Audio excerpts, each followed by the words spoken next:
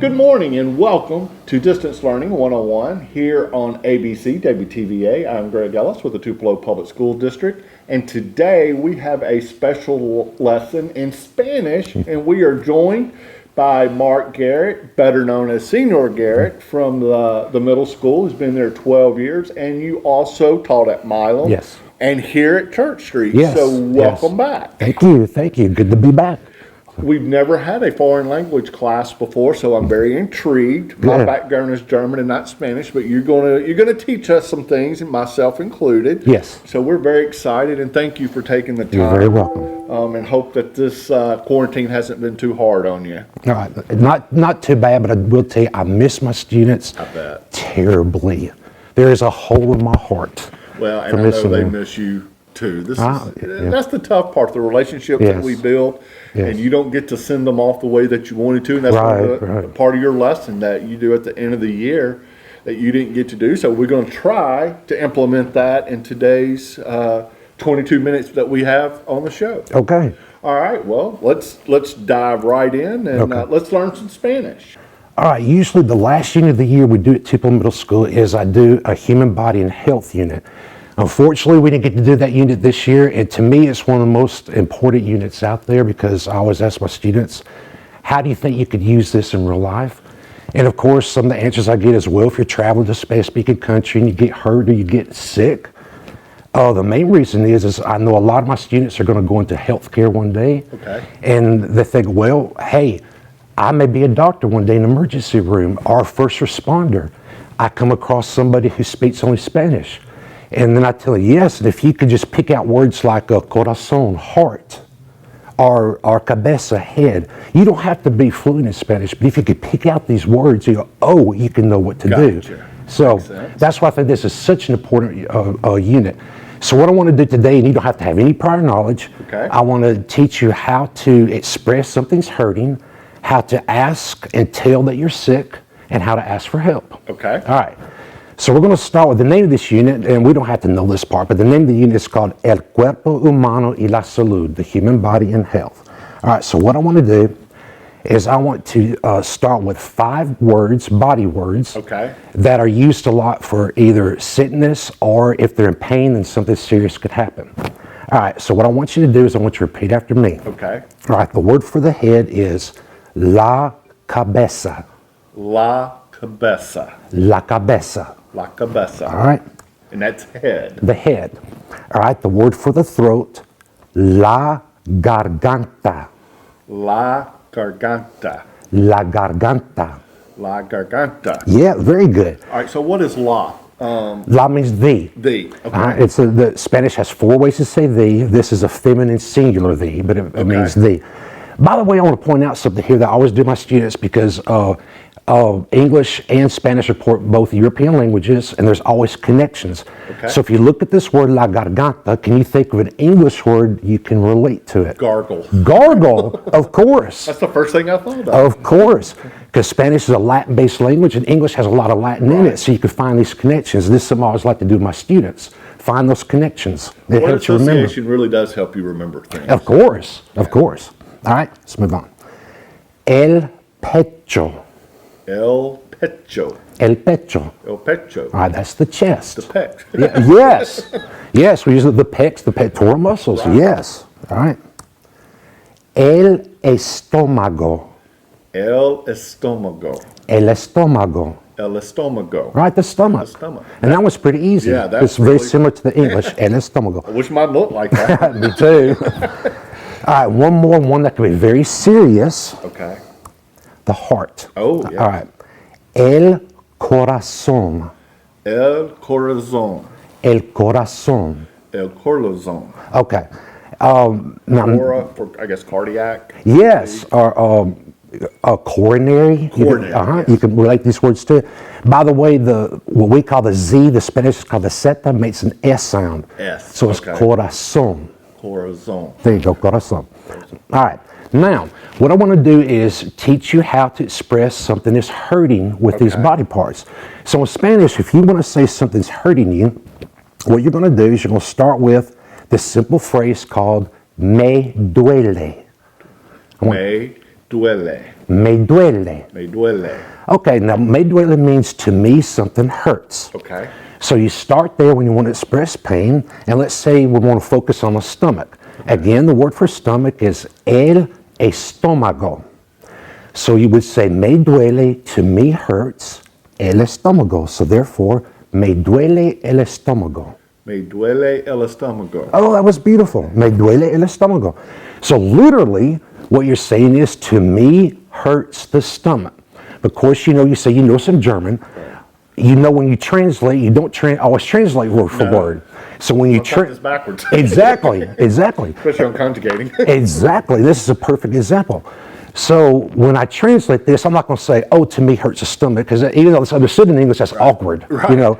So I'm going to translate it, my stomach hurts, because that's the way I say it in English. But Spanish, to me hurts the stomach, me duele el estómago. Okay, now I want you to try a couple on your own. Oh boy. All right, I gave you a clue, la cabeza, the head. So how would you say, my head hurts? La duelo? How about, me duele? Me duele la cabeza. Okay, me duele la cabeza. Cabeza. There you go. Me duele la cabeza. My Me head. duele la cabeza. Good. So again, literally to me hurts the head, but I'd translate it, my head hurts. So where's the connection to head with cabeza? I don't know of one. I don't know that there is one in this word. We're going to come up with one. Okay. Well, if you find one, let me know. All right, let's try another one. Or you try it. All right, again, I gave you the clue again for throat, la garganta. So, ¿cómo se dice? How would you say, my throat hurts? Me duele Me duele la garganta. Okay. Me duele la garganta. There you go. Me duele la garganta. Or I'll just do this. Yeah. All right, let's try another one. Again, I gave you a clue for the chest, el pecho. So, ¿cómo se dice? How do you say, my chest hurts? Me duele el pecho. Okay, that was pretty close. You don't get the gold star right now. I'm getting the F. All right, me duele Me duele el pecho. Me duele el pecho. Me duele el pecho. All right, I'm going to give you one more chance. All right. Again, I gave you a clue for heart, el corazón. So, ¿cómo se dice? How do you say, my heart hurts? Me duele el corazón. Was that El right? corazón. Okay. That was very good, Greg. Me duele el corazón. So you just told me, and that could be a very serious, like if you're in a Spanish-speaking country, you're feeling it. Me duele el corazón. That's a very, very important phrase, in my opinion, to know. So just in case something happens. Okay, let's go a step further. Let's say you need to ask someone, as maybe like my students, or maybe be first responders one day or work in emergency room, whatever. And you want to ask somebody if something's hurting. So instead of me duele, we're going to change this to te duele. Te duele. Te duele. So te duele means to you hurts. Or as a question, to you, te duele? So something's hurting you. Te duele? Okay. And again, then you just follow it with a body part. Let's go back to the stomach, el estómago. So if I want to ask somebody, is your stomach hurting? I would say, te duele el estómago? Te duele el estómago. Oh, you said that beautifully. So te means You. You, Or okay. to you in this case. Okay. To you. When you have the word te in front of a verb, it can mean like to you, for you, or for yourself, or something like that. That's how it translates. So when are you teaching the pronouns first? How do you, what is the process? Okay. Is there an order? Or, Oh, yes, there's an order. Yes. Oh, yes. and that may be a whole nother episode. Well, because I told you this is the last unit of the year. Okay. And by this time, my students have had several months of a lot of vocabulary. Okay. So we learned pronouns months ago. Gotcha. So they already understand the use of pronouns. Okay. You see? Gotcha. So what they're learning, if this were in the classroom today, they would be learning, they already know mete, but learning it with duele. Okay. Okay, you understand? Mm-hmm. Okay. All right. Now, so I want you to try some on your own. I want you to tell, again, the word is for head, la cabeza. So how would you say, does your head hurt? Te duele la Te duele? Te duele. I'll get that in a minute. Yeah. Te duele la cabeza. La cabeza. La cabeza. La cabeza. All right, good. Te duele la cabeza? Te duele la cabeza. Okay.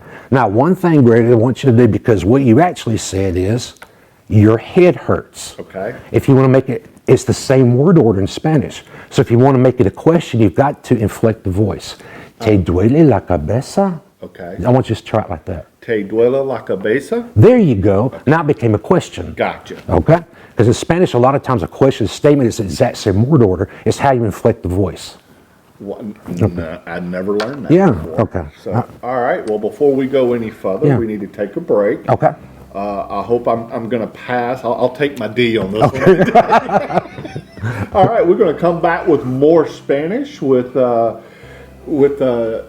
Senor Garrett, and we hope that you're getting a lot of it and not making too much fun of me here. We'll be right back.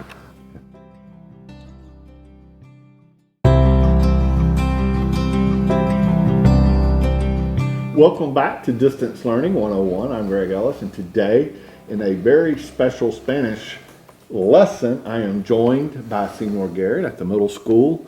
And, you know, we were talking in the break how you basically learned the language as a child. Mm-hmm. You've been to Mexico numerous times, so you've got to perfect your craft. And I see your passion for this language. Oh, well, thank you. Thank you. I love it. I love it. I love speaking Spanish. I love teaching Spanish. It's a lot of fun. Absolutely. All right. Well, you've taught me a lot already, and so let's continue on. Okay, well, where we left off before the break, you would tell them you were asking someone if something's hurting. And that phrase again is te duele. Te duele. Te duele. So let's do one more before we go on to the next concept. And you So have to put more of an emphasis on it when it's a question. you inflate the voice. It's like in English. Your voice goes up. Okay. But like, I'm asking a question. So Spanish does the exact same thing. Well, Okay. I wouldn't say to you, are you hurting? I would say, are you hurting? So Yeah, okay. I see that. Yeah. You do put a little more. Yes. All right, so, ¿cómo se dice? Let's do one more. ¿Cómo se dice? How would you say my heart hurts? And how heart again is el corazón. Te duele. We'll start over. Okay. Te duele el corazón. Very nice. All right, te duele el corazón. Te duele el corazón. So does your heart hurt? Or literally again, to use hurting the heart. Or in English, does your heart hurt? Okay, let's do another concept. Okay. How do you tell someone you are sick? Because of course, if you're bad sick and you need to express that in Spanish, I thought this would be a good concept to teach. And also, I think it's very simple. All right, let's start with the word for sick. Okay. All right, the word for sick, enfermo. Enfermo. Enfermo. Enfermo. I wish I could roll my tongue. Okay. All right, now, before we even get started on this is another word that you could connect to English. Can you think of an English, so enfermo means sick, can you think of an English word? Infirmary. Infirmary, exactly. So somewhere there's a Latin connection there between Right. the English infirmary and the Spanish enfermo. I've never put that together before. Yeah. Of course, I don't have much of a Spanish background except for one semester, but I've never been taught like that. Oh yeah, there are lots and lots of Spanish words that you can make English connections through those Latin roots. So, all right, so enfermo means sick. However, enfermo is an adjective.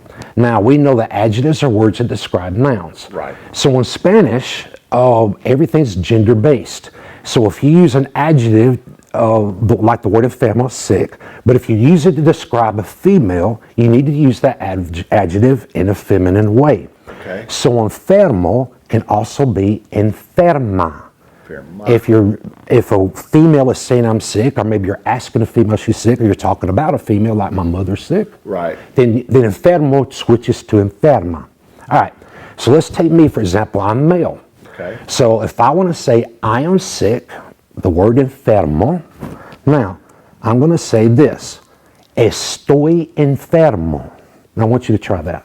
Estoy enfermo. Very good. Estoy enfermo. So estoy means I am. I am. I am. Okay. All right. Now, how do you think a female would say I am sick? Estoy enferma. Estoy enferma. I am sick. So the verb doesn't change. So adjectives will describe masculine or feminine, but verbs do not. They do not. So they do their own thing. So if I'm in a Spanish-speaking country, I better know my pronouns, or I might get some strange looks. It's possible, If I yes. ask a guy if I refer to enfermo, he's like, Yes. no. Right.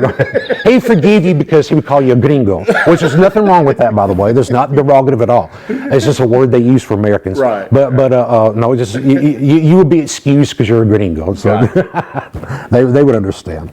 All right. Now, let's put what we learned earlier about something's hurting me and sickness together. So if I want to say I am sick and I haven't given you the word and yet, but the word and is called E.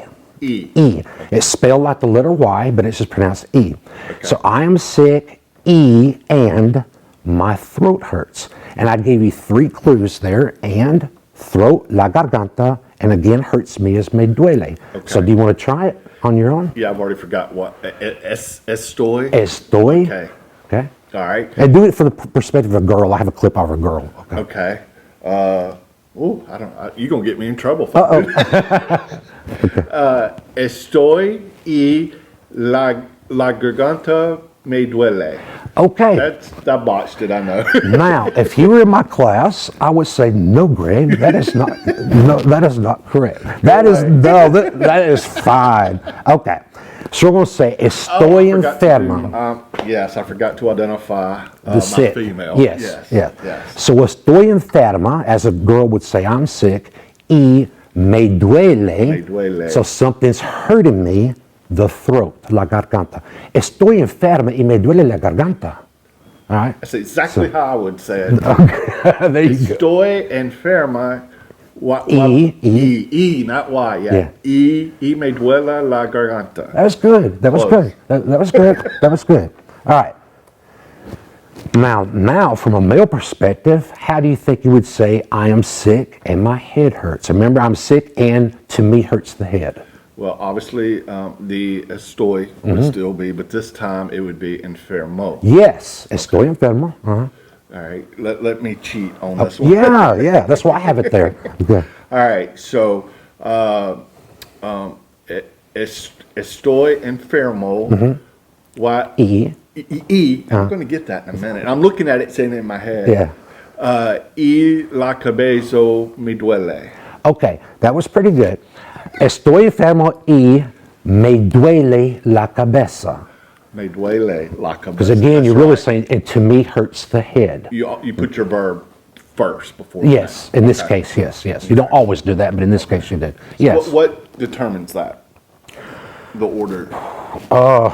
You just have to know that. Yeah, I really don't have a good answer for that. I don't. There's some verbs in Spanish that don't work like other verbs, and this is one of them. I really don't have a good explanation for it. It just is. Okay. Gotcha. The way the language evolved. Gotcha. Okay. All right. And there you go. There was your answer. Estoy enferma y me duele la cabeza. Okay. Now, how do you ask someone if he or she is sick? So we're going to keep that word, of course, enfermo, or the feminine enferma, but instead of estoy, which means I am, I'm going to use a word called estás. Estás. Are you? Yes. So estás means you are, but as a question, estás, it becomes are you? Okay. All right. So if I want to ask, see, you're male, so if I want to ask you, are you sick? I would say, estás enfermo. Estás enfermo. Are you sick? Okay. So how would you ask a female, are you sick? Estás enferma. Very nice. ¿Estás enferma? Are you sick? ¿Estás? Are you? ¿Estás enferma? Are you sick? Very good. All Very right. good. What if it was? Let's say we're gonna bring it to current day. Okay. All right. Let's say there's a couple and they had the COVID-19. Oh, So okay. how would I say? Estas, are you, or are y'all sick? I'm sure. Are y'all sick? Yes. Okay, instead of estás, you would say están. Están. Están means y'all are. Gotcha. So are is a question, are you? Están? Are y'all? Okay, Gotcha. están. Yeah, it's all about the verbs in Spanish. It is. You don't have to use pronouns in Spanish. Sometimes you don't have to use subject nouns at all. Your verb will tell you who's speaking, who you're speaking to, or who you're speaking about. The Gotcha. verb will do all that for you. So, And that's where somebody like me, let's say I go to Mexico, I can kind of cheat my way through the system. Oh, sure, They're just sure. Not necessarily, like you said, point out the words, find out certain things. Sure, sure. You know, like when we have foreigners come to the United States, you can pick out certain words and Of know course. exactly what they mean. It's the same for them as well. Of course, hand gestures go a long way. So, we all have to use those. I've been to other countries. I didn't speak the language, whatever country. I've been to Egypt before. I don't speak any Arabic at all. But, hand gestures will help a lot. Do you speak another language besides Spanish? I used to be pretty good at French, but that was my second language in school, but I didn't have anybody to practice on. So I can read it pretty well. Gotcha. But speaking it, hearing it, I've about lost it. So whatever. Okay. It is something that you have to do to keep your skills sharp, Yes, I would say. yes. Okay, so I want you to practice a couple more. So estás, are you? Estás. All right, now let's put the two together. Are you sick? Does your stomach hurt? And I gave you two clues. El estómago and something's hurting you is te duele. Okay. All right, so you want to try it? Okay, yes. And you're asking a girl. Female. Yes. Yes. I've already forgot, are you? Okay, But, estás? Estás enferma. Start with te duele. Te duele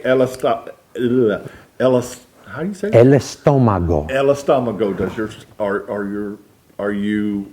Is your stomach hurting, or are you, what am I asking? Are you sick? Does your stomach hurt? Does your stomach hurt? You did great. You did great. Especially as this first time being exposed to this. Right. Of course, in the classroom, we're going to take many days on this, Right. obviously. Okay, you're making me feel better. Yes. I appreciate that. Oh, yes. I know that. Lots of practice. All right, so estás enferma? Are you sick? ¿Te duele el estómago? Does your stomach hurt?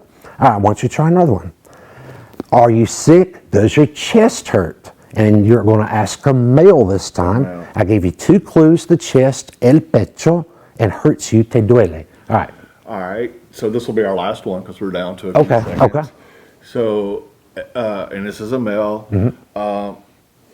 Can you go back one slide? Sure. Practice something? Yeah. Okay. All right. Estás enfermo. ¿Estás enfermo? Estás enfermo, te duele el pecho. Pecho. Pecho, el pecho. There you go. You did awesome. You did great. ¿Estás enfermo? ¿Te duele el pecho? Estás enfermo, te duele el pecho. That was very good, My Greg. chest. Okay, yes. You did very Senior good. Garrett, thank you so much Sure. for coming and putting me on the spot. Oh, I'm sweating over here. I hope this wasn't too difficult. I loved it. Okay. And I wish I could take your class because Thank you. I just think it's so neat to learn a different language, and it's challenging. I mean, Yes. especially when you get to the point where you quit trying to translate in your head. That's when Yeah. I really started picking Sure. up German. When you just let it flow. Yeah, sure. Well, thank you. You're very welcome. I know you miss your students, and they Very miss much. you. And Very much. we look Very forward much. to school coming back again. Ah, yes. But we're not done Yes. with this semester, so keep going to your Google Classrooms and learning. Okay. All right, for Senior Garrett, I'm Greg Ellis. Thank you and have a great day.